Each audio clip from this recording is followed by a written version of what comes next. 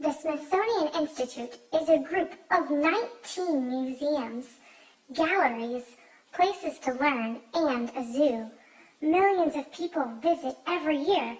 It began more than 100 years ago when a man from England named James Smithson left a lot of money for people in the United States to build a place for everyone to learn. Some of the cool things you can see at the Smithsonian Institute are Abraham Lincoln's real stovepipe hat, the first Star-Spangled Banner, Kermit the Frog, Dorothy slippers,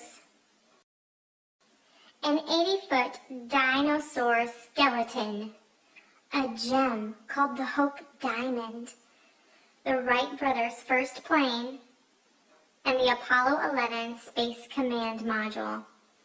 That's pretty cool, Agent X. I sure would like to steal the Smithsonian Institute. Created using Powtoon.